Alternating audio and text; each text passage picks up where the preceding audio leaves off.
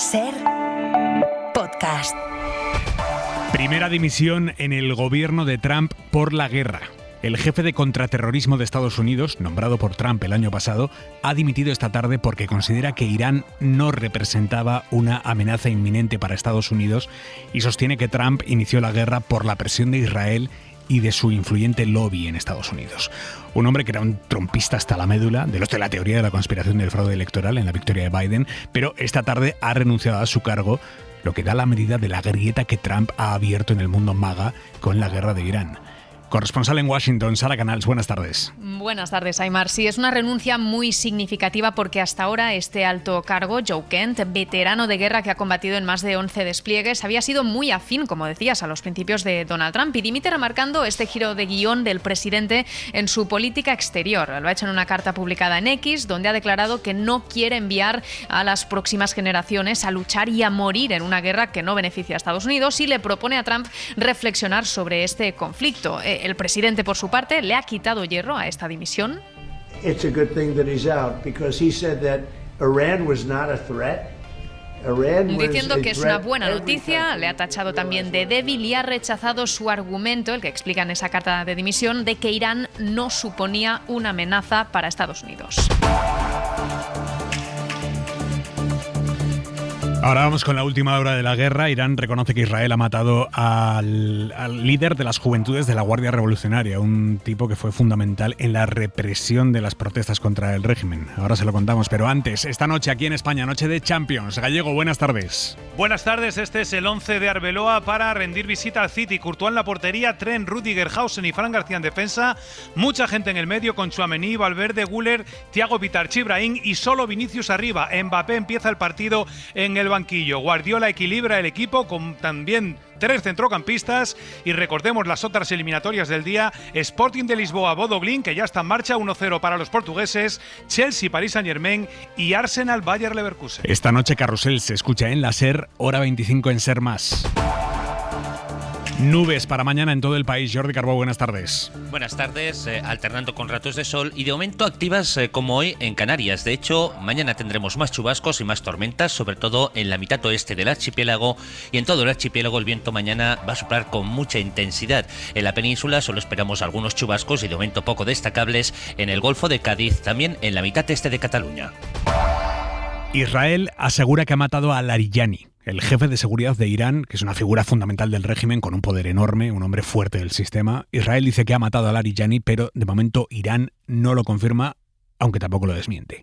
Lo que sí reconoce Irán es que Israel ha matado al líder del grupo Basij, que son las juventudes de la Guardia Revolucionaria. Es un grupo paramilitar que el régimen ha usado hasta ahora para reprimir las protestas.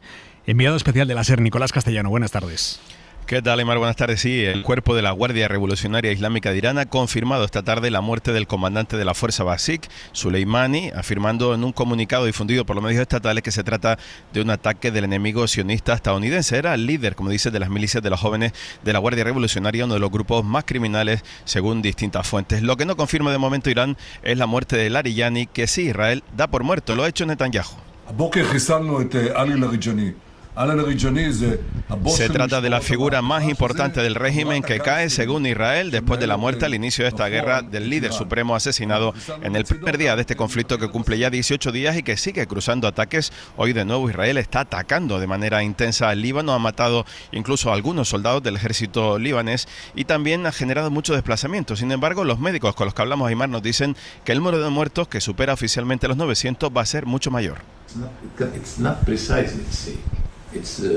Dice que los números que se están dando, el doctor Haddad, no son precisos y que son mucho mayores porque las bombas israelíes están destruyendo edificios enteros. El número de desplazados sigue creciendo y mientras Irán sigue atacando diversos países del Golfo Pérsico. Trump desprecia ahora a los aliados de la OTAN por no haberse sumado a su llamamiento a proteger juntos la navegación por el estrecho de Hormuz. Trump lleva desde el fin de semana pidiendo eso. Llegó a amenazar a los aliados diciendo que se acordaría de quien no se sumara a esa operación para liberar Hormuz. Pero es que nadie se ha sumado, ni en Europa, ni Canadá, ningún país de la OTAN se ha sumado. Incluso Francia, que ayer Trump decía que estaba prácticamente en el sí, Macron y tal. Hoy Macron ha salido a rechazarlo tajantemente. Así que Trump ha acabado por despreciar a los aliados de la OTAN y sostiene que Estados Unidos no necesita ayuda de nadie. Es curioso esto porque ayer entre otras de las muchas cosas que dijo en una de sus múltiples comparecencias, Trump dijo que sí había países OTAN dispuestos a sumarse. Le preguntaron cuáles y él respondió esto. Prefiero no decirlo todavía, pero lo anunciaremos. Marco Rubio lo anunciará. Algunos están realmente entusiasmados, ya están viniendo, ya han empezado a llegar.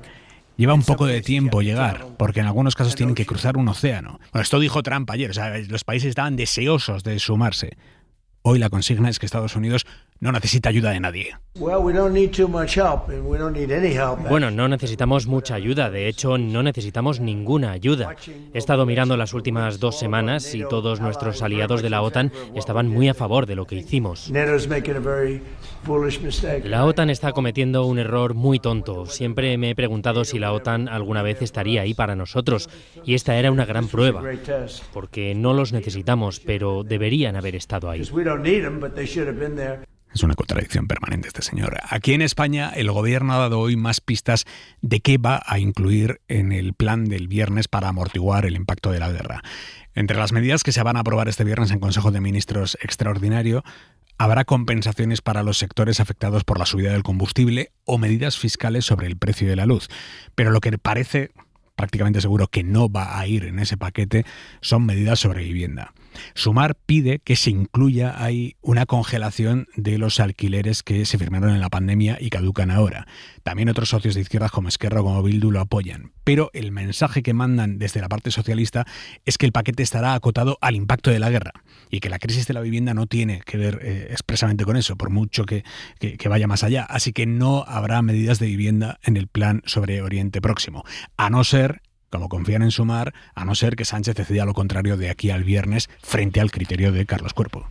Guillermo Lerma, buenas tardes. ¿Qué tal, Aymar? Buenas tardes. No, a esta hora el PSOE se resiste a incluir en ese plan medidas para intervenir los precios del alquiler. Para el ministro de Economía, Carlos Cuerpo, la escalada de este conflicto no está teniendo efectos directos sobre el mercado de la vivienda. Estamos en unas circunstancias donde el perímetro de las medidas del Real Decreto Ley del viernes tiene que adaptarse al impacto que estamos observando. En Moncloa aseguran que incluir la prórroga de los contratos de alquiler supondría poner en riesgo la aprobación del decreto y dar argumentos a la derecha para votar que no. Así que desde el PSOE, su portavoz Pachi López invita a los socios a buscar apoyos si creen, dice, que esta es la prioridad. Si alguien cree que esto es lo fundamental, pues que negocie para ver qué apoyos tenemos para sacarlas adelante. Mientras tanto, yo espero al viernes para ver qué contiene el decreto del Gobierno. El resto de grupos de izquierdas le recuerdan que sí que hay una subida generalizada de precios y que, por tanto, las familias tendrán más problemas para pagar la renta o las hipotecas, algo que comparten 5 grupos parlamentarios, entre ellos Sumar o Esquerra. Si no va a prorrogar los contratos de alquiler, si no podemos aprobar una congelación de los precios para las familias trabajadoras de este país, ¿a qué se debe eso? Porque no será por voluntad de sus propios socios. Un grave error, la vivienda nos arrasará a todos. Creo que no se le puede pedir a la gente que no grite en cuevas digitales si no se le dan viviendas dignas reales. La presión no llega desde los grupos. Aymar, hay también otras organizaciones sociales como el sindicato Comisiones Obreras que esta tarde ha pedido al PSOE que incluya esas medidas en el decreto del viernes. El exdirector general de carreteras del gobierno, Javier Herrero, cobró 25.400 euros de una de las empresas investigadas en la trama Koldo, la empresa Aquaterra. Es una empresa que recibió una de las obras bajo sospecha. De hecho, cuando se adjudicó ese contrato por 92 millones de euros, este señor, el entonces director de carreteras, le escribió a Koldo «Bingo». Y ahora sabemos que el año pasado, cuando Herrero ya llevaba más de 2 años fuera del gobierno, recibió un pago de esa empresa por 25.400 euros. Miguel Ángel Campos. Transferencia desde la empresa Aquaterra que participó en UTE junto a Acciona en la adjudicación de una obra en Logroño, según una alerta del SEPLAC revelada por la UCO. Una obra, la de Logroño, por la que según los WhatsApps de la trama, el propio Herrero exclamó «bingo» al ser concedido el concurso. Herrero también dispone de correo corporativo en la empresa, según un informe de la UCO al que ha accedido la SER. Tanto el pago como la cuenta de correo se han producido más de 2 años después de que Herrero abandonase el ministerio. Pero el juez del caso Koldo, Ismael Moreno, ha decidido ampliar la investigación a las 4 empresas que participaron en UTE con Acciona en las obras bajo sospecha porque, según dice, pudieron canalizar el pago de mordidas a los investigados. Con este objetivo, pide información a 29 entidades bancarias empleadas por estas sociedades. Por otra parte, Acciona ha presentado una auditoría sobre todas sus obras y no descarta la existencia de irregularidades en 2 de las que están siendo objeto de investigación. La presidenta de México, Claudia Sheinbaum, reconoce como un gesto de acercamiento las palabras de ayer del rey Felipe VI cuando habló de abusos en la conquista de América. Palabras para tratar de desinflamar el conflicto que México abrió en 2019 cuando López Obrador le exigió al rey de España que pidiera perdón por la conquista. El rey no lo hizo y eso enfrió mucho las relaciones. Ahora Felipe VI da un paso en esa dirección, reconoce abusos y Sheinbaum lo ha celebrado así esta tarde. Es un acercamiento del rey que reconocemos. Puede uno decir, bueno, no fue todo lo que hubiéramos querido, pero la verdad es que sí es un gesto de acercamiento del rey en el sentido de lo que hemos estado hablando, de un reconocimiento de excesos, exterminios. Yo creo que hay que reconocerlo y seguir avanzando en el diálogo. Y la presidenta de México abre la puerta, ahora después de estas palabras del rey, a venir a España en noviembre a la cumbre iberoamericana. El gobierno celebra todo esto. Dicen que estaban informados de que el rey iba a hacer este gesto y que lo apoyaron, obviamente. Elma Saiz, ministra portavoz. Efectivamente, sí, fuimos informados y suscribimos al 100% las palabras de Su Majestad Felipe VI. En cuanto a la cumbre, deseamos que sea una cumbre al máximo nivel, que cuente con la mayor participación posible de líderes internacionales, dada la importancia y el contexto que estamos viviendo. No deja de tener guasa que Sheinbaum, para justificar ante la opinión pública mexicana que este paso que da el rey de España es importante, Sheinbaum argumenta que es que la derecha española no le ha gustado. Allá en España hubo una cantidad de críticas al rey, fíjense, por esta declaración de lo que se llama la derecha española. Posible, porque hay esta idea, sobre todo en la derecha española, de que llegaron a civilizar a los indios. Es verdad que al PP este tema le ha cogido con el pie cambiado. Tratan de disculpar las palabras del rey por el contexto en el que las dijo, pero Feijóo, que tenía hoy una entrevista complicada, porque era en la radio de Federico, y Federico llevaba toda la mañana diciendo que lo del rey es una humillación a la historia de España y demás. Feijóo ha ido allí y ha dicho, bueno, es que el rey lo dijo en un contexto tal, pero ha dicho que es un disparate hacer revisionismo de la conquista. Ayer hay una conversación en una exposición del jefe del Estado, conversación, que no declaración, conversación, que no discurso institucional, y yo creo que hay que contextualizarlo en todo lo que ha dicho, no solamente en una parte de lo que ha dicho, sino en el contexto de todo lo que ha venido a decir, ¿no? Hacer ahora un examen en el siglo XXI de las cosas que ocurrieron en el siglo XV es un disparate. Feijóo, que mete prisa a Vox, quiere dejar los acuerdos autonómicos cerrados antes de 2 semanas. Que con Extremadura tenemos prácticamente un acuerdo programático cerrado, le pedimos que decida y que no podemos irnos al mes de mayo sin una solución. Y en mi opinión, no deberíamos entrar en el mes de abril sin un acuerdo en Extremadura y en Aragón y ampliar esos acuerdos a Castilla y León. No deberíamos entrar en el mes de abril, ¿no? A marzo le quedan 13 días. Y Vox insiste en que sí, que van a entrar en los gobiernos, los 3, en Extremadura, en Aragón y en Castilla y León, pero que no les atosiguen con el calendario. Si el Partido Popular está muy preocupado porque Vox no quiere entrar, porque es que a nosotros nos da miedo, porque nos vamos a desgastar, que no se preocupe el Partido Popular, vamos a entrar en los gobiernos. Evidentemente, cuanto antes mejor. Pero es que nosotros no admitimos esta forma de negociación, las tertulias, las entrevistas. Por la izquierda, un día ha durado la reflexión que anunció Podemos sobre por qué han sacado en Castilla y León un 0,7% de los votos. Pablo Fernández, portavoz de Podemos, dijo ayer esto. Hoy no es un día para hacer muchas más valoraciones aparte de esa reflexión. Creo que la vamos a hacer. Y también que los próximos días pues conocerán el resultado de esta reflexión. Bueno, pues lo hemos conocido hoy. Según Yone Belarra... Yo creo que la reflexión está clara, y es que este gobierno es una fábrica de hacer crecer a la derecha y a la ultraderecha, Creo que esa es la reflexión que tenemos que hacer no solo en Podemos, sino en todos los sectores que se autodenominan izquierda transformadora. Necesitamos recuperar la capacidad de transformación. La reflexión de Podemos es que el gobierno hace crecer a la extrema derecha. Y luego está Izquierda Unida, que pide a sus socios de Sumar, Más Madrid o Los Comunes que se pongan ya de acuerdo todos en elegir a un líder, un candidato para las próximas generales y coger algo de impulso para lo que viene. Izquierda Unida quiere dejar ya elegido el líder o la lideresa antes de mayo. Josué Coello, buenas tardes. ¿Qué tal, Aimar? Buenas tardes. Sí, esta reflexión ha ido hoy por barrios. Si en Podemos, lo acabamos de escuchar, creen que la reflexión la tienen que hacer otros. Desde Izquierda Unida, esta reflexión se centra en una idea, la de liderazgo de la nueva Sumar, que según Antonio Maillo tiene que ser la prioridad. Me remito a lo que he dicho esta mañana, que simplemente se tienen que acelerar los procesos y esa es algo de sentido común, que además, por otro lado, tiene sentido porque en política los espacios vacíos no existen.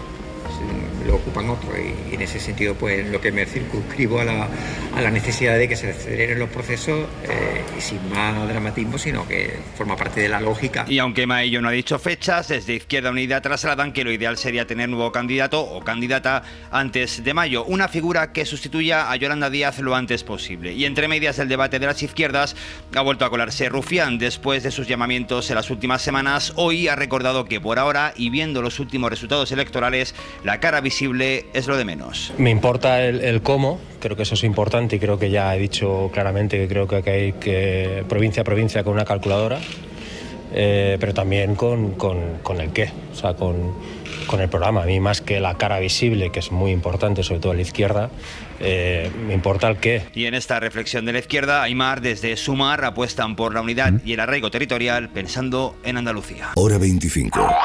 Aimar Bretos. Hoy han declarado ante el juez tanto el antiguo DAO de la Policía Nacional como la inspectora que lo ha denunciado por violación, con versiones totalmente distintas, como era esperable. Ella se ratifica en la denuncia que puso contra el mando policial, denuncia en la que lo acusa de violarla, mientras que él, José Ángel González, se declara inocente, dice que no ha hecho nada de lo que se le acusa.